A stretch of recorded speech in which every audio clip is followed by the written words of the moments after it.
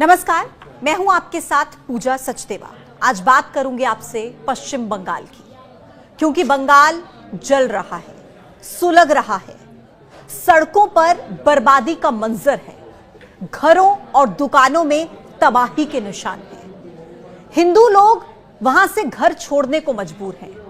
लोगों की आंखों में आंसुओं का सैलाब है। लेकिन क्यों? वजह है वक्फ संशोधन कानून। लेकिन क्या सच में यही वजह है, या वक्फ संशोधन कानून सिर्फ बहाना है? और अगर वजह यही है तो सिर्फ बंगाल में ही ऐसा क्यों हो रहा है? क्या मुस्लिम आबादी सिर्फ बंगाल में है? इसका जवाब है नहीं।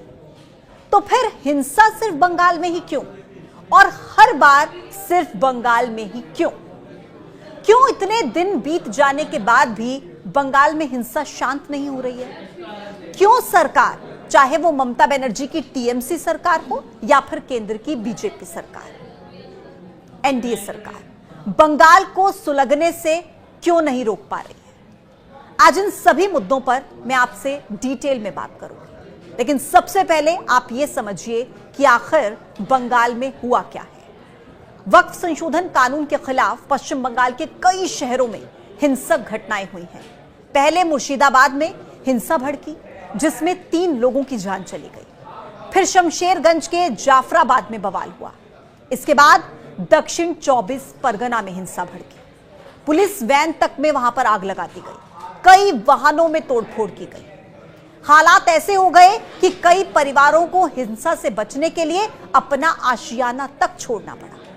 आलम यह है कि जिले में हिंसा से प्रभावित लगभग 500 हिंदू पलायन कर चुके हैं। उन्होंने भागीरथी नदी को पार करके मालदा जिले में शरण ली है। पश्चिम बंगाल के जाफराबाद गांव से करीब 170 पीड़ित परिवार अपना घर छोड़ने को मजबूर है। खबर यह है कि 50 से ज्यादा हिंसाग्रस्त लोग साहिबगंज पहुंचे हैं। तो एक तरफ बंगाल हिंसा की आग में झुलस रहा है, तो दूसरी तरफ नेताओं की राजनीति खत्म नहीं हो रही। पलायन को लेकर पश्चिम बंगाल के शहरी विकास मंत्री नाम फरहाद हकीम, उनका कहना है कि यहां पर ऐसी कोई हिंसा की परिस्थिति है ही नहीं। लोग बंगाल से बंगाल में ही तो जा रहे हैं, यानी कि बंगाल सुरक्षित जगह है और इसीलिए लोग बंगाल में जा रहे हैं। यहां पर सब कुछ ठीक है। लेकिन एक सवाल पूछती हूं मैं, क्या सच में सब कुछ ठीक है? ये जो मेरे इर्द गिर्द वीडियोस चल रहे हैं ना, आप उसमें देखिए, क्या सब कुछ वाकई बंगाल में ठीक है? ये जो हिंसा की तस्वीरें हैं, ये जो हिंसा के वीडियोस हैं, इसमें आप देखिए, क्या बंगाल में सब कुछ ठीक है? फरहाद हकीम ने यह भी कहा कि बंगाल की पवित्र भूमि है ये, यहां पर वक्फ बोर्ड कानून लागू नहीं होगा। और यही बात मुख्यमंत्री ममता बनर्जी ने भी कही थी कि बंगाल में वक्फ कानून लागू नहीं होने दूंगी। और बीजेपी का कहना है कि ममता बनर्जी के बयान की वजह से ही हिंसा भड़की है। पश्चिम बंगाल के नेता प्रतिपक्ष शुभेंदु अधिकारी ने पश्चिम बंगाल में राष्ट्रपति शासन लगाने की मांग की है। उनका कहना है कि हम बंगाल में चुनाव से पहले राष्ट्रपति शासन की मांग करते हैं। उनका यह भी कहना है कि बंगाल में हिंदुओं को सताया जा रहा है। शुभेंदु अधिकारी ने दावा किया है कि कट्टरपंथियों के डर से लोग भागने को मजबूर हैं। कई लोग झारखंड भी गए हैं। बीजेपी का कहना है कि यह हिंसा पहले से नियोजित थी, यह स्टेट स्पॉन्सर्ड है। लेकिन अगर यह हिंसा स्टेट स्पॉन्सर्ड है तो एक सवाल है कि फिर पुलिस वाले क्यों इसकी जद में आ रहे हैं? यह वीडियो आप देख रहे हैं, पुलिस वाले अपनी जान बचाकर वैन में भागते हुए नजर आ रहे हैं। अगर यह हिंसा राज्य प्रायोजित है तो फिर पुलिस वाले इसकी जद में क्यों हैं? कुल मिलाकर बीजेपी का आरोप यह है कि वोट की राजनीति के चलते बंगाल में हिंदुओं को प्रताड़ित किया जा रहा है। उनका आरोप है कि यह हिंसा ममता बनर्जी की वजह से ही भड़की है। तो वहीं सत्तारूढ़ तृणमूल कांग्रेस का आरोप है कि हिंसा करने वाले लोग बाहर से आए थे। टीएमसी के आईटी सेल प्रमुख देवांशु भट्टाचार्य ने बीजेपी पर फर्जी तस्वीरें और वीडियो शेयर करने का आरोप लगाया है। कांग्रेस के नेता राशिद अल्वी का कहना है कि यह तो एक्शन का रिएक्शन है। उनका यह कहना है कि किसी के मजहब पर हमला करोगे तो उसके नतीजे कुछ भी हो सकते हैं। इनसे पहले कांग्रेस के सांसद इमरान मसूद ने कहा था कि हम आएंगे तो घंटे भर में इलाज कर देंगे। हालांकि जब उनका यह वीडियो वायरल हुआ तो सामने आकर वो इस पर सफाई देते भी नजर आए। लेकिन एक सवाल यहां पर भी खड़ा होता है कि ऐसे समय पर जब लोगों की भावनाएं इतनी सेंसिटिव हैं, जब पता है कि किस तरीके से हिंसा की तस्वीरें सामने आ रही हैं, तो ऐसे टाइम पर क्या ऐसे शब्दों के इस्तेमाल का ध्यान नहीं रखा जाना चाहिए? क्या ऐसे बयानों से नहीं बचना चाहिए जो किसी को प्रवोक कर सकते हैं? और यह बंगाल में हिंसा की कोई पहली तस्वीर नहीं है, लेकिन हर बार उम्मीद यही होती है कि काश यह हिंसा की आखिरी तस्वीर हो। बंगाल का इतिहास आप उठाकर देखिए। चुनाव से पहले बंगाल की हिंसा हमेशा सुर्खियों में रहती है। 2003 में जब यहां पर पंचायत चुनाव हुए थे तब 76 लोगों की मौत हुई थी, 76।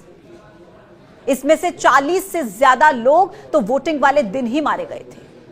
2013 और 2018 के चुनाव के समय यहां पर केंद्रीय बलों की तैनाती तक की गई, लेकिन इसके बाद भी हिंसा थमी नहीं थी। 2013 में 39, 2018 में 30 लोगों की मौत हुई थी। नेशनल क्राइम रिकॉर्ड्स ब्यूरो यानी कि एनसीआरबी अपनी 2018 की एक रिपोर्ट में एनसीआरबी ने कहा था कि पूरे साल के दौरान देश में होने वाली 54 राजनीतिक हत्याओं के मामले में से 12 बंगाल से जुड़े थे।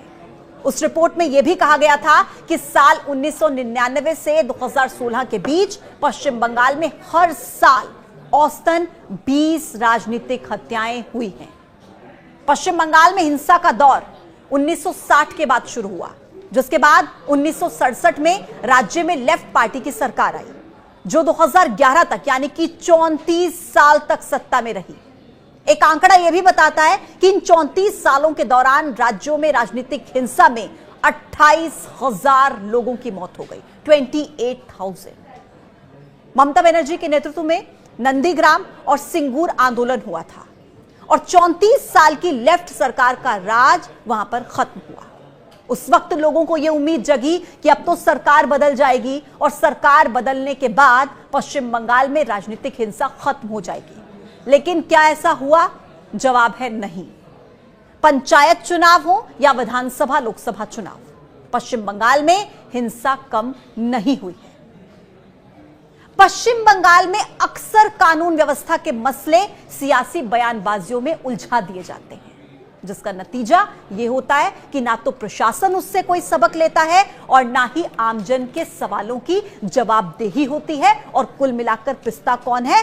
वहां का एक आम नागरिक जो चैन से, शांति से अपना जीवन यापन करना चाहता है, जिसका हिंसा से कोई लेना देना नहीं होता, वो इसके जद में हर बार आता है। सवाल ये कि हर बार ऐसा क्यों होता है और ये खत्म कब होगा?